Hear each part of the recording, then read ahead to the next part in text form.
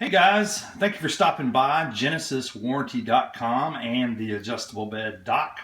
And today we're going to talk a little bit about troubleshooting beds that use linear actuators or an AC powered unit. Today's example, we're going to be using a bed manufactured by Reverie, which is they manufacture for Tempurpedic. You may be familiar with this remote if you own one of these beds, but the good thing is I'm going to show you a little bit about how to troubleshoot these. So let's say in this example that the head of your bed isn't working, but the foot is. Or it may be a situation where it's vice versa, to where the foot of the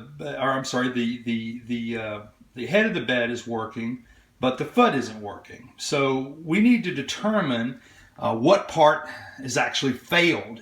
And the proper diagnosis can save you a whole lot of money and time and the headache of having to go through ordering multiple parts. And usually, and this is one of the main reasons why we want to talk to you first and try to troubleshoot it with you and save you the time and money if we can, and not get you the wrong part.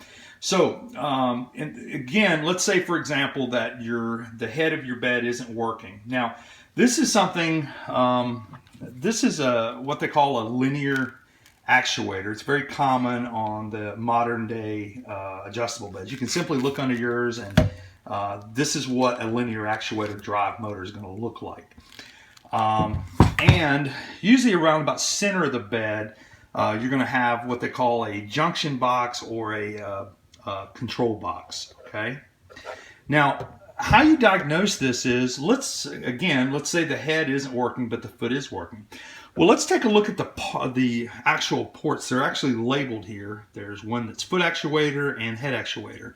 So let's say, for example, that of course this is going to be plugged in on your bed. And what you want to do is cut the power off your bed first. Okay, unplug it from the wall. So I don't want anybody getting shocked doing this, but unplug the bed, get your bed turned over on its side, and what you do is simply unplug the head actuator, unplug the foot actuator, and then take the head and plug it into the foot port. Plug your bed back in, energize it, and in this case right here, instead of you're going to press the up button on your remote to raise the foot of the bed up. Okay. Now what should happen is, because it's plugged into the foot part of the junction box, the head should raise, assuming that the actuator drive motor is still good.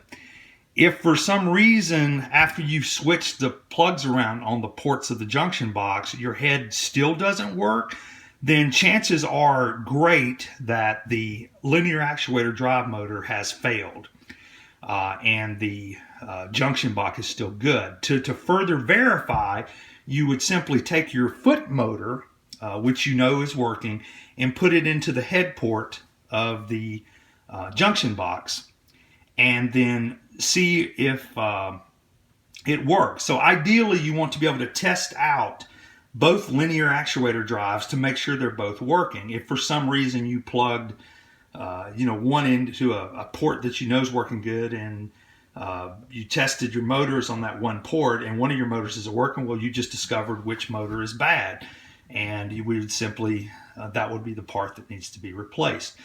If for some reason that the bed or that